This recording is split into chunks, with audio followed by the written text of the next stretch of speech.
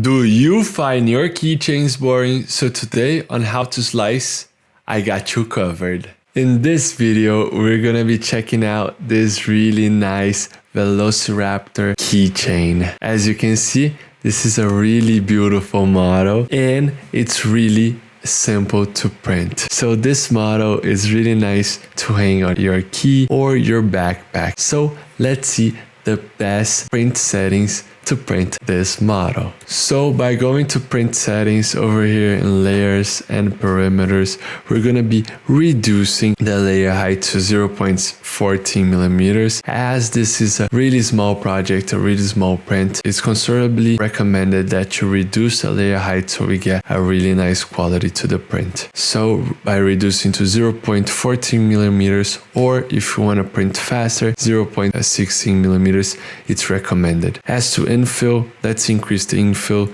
to 15% and gyroid. Gyroid is a really nice infill pattern. Over here in skirt and brim, we do need brim for this model because the jaw can sometimes flip over because it does not have a really good bad adhesion to the table. It's got a really low surface area. So what we're gonna do is select outer brim only and select 5 millimeters of brim width. This is gonna increase the area and increase the bed adhesion to the table. Over here in support material, we do not need any support material. This model is optimized for printing, so we do not need. Over here in speed, you can leave the speed at your default speed. It does not need, this is not a critical piece, so feel free to leave at your standard print, okay? So as you can see, we can slice this model and it's gonna turn into a really nice 3D printed model. So I just sliced the model. It's gonna take 3 hours and 10 minutes to print.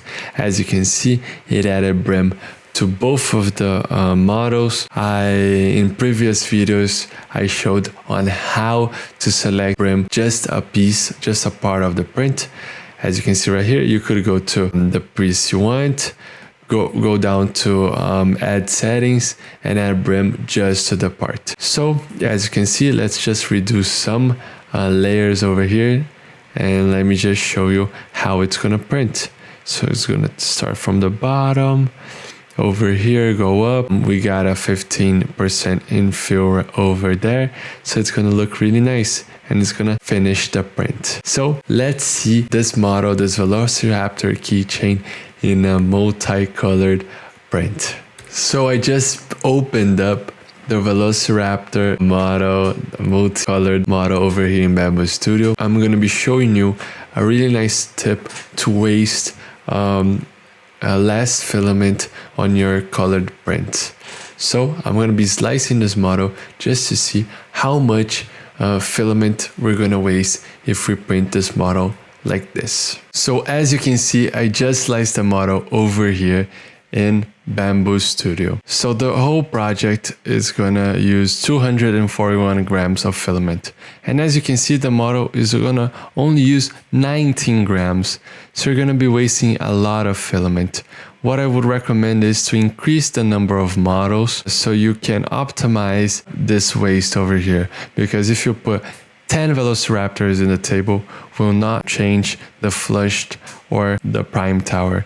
So increasing the model will not reduce the waste, but to proportion of each model, it will.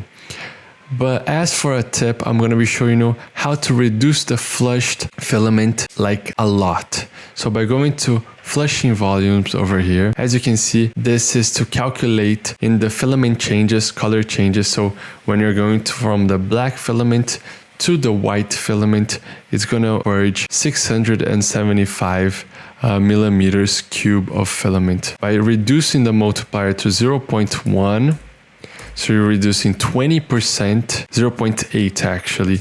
By going from 1 to 0.8 or 0.7, in this case you can be selecting 0.7. As you can see, it's going from 675 to 472. So as you can see, reduced to 472. That's a significant change. Let's see in the slice and see how much it will reduce. So before it was around 190 to 195.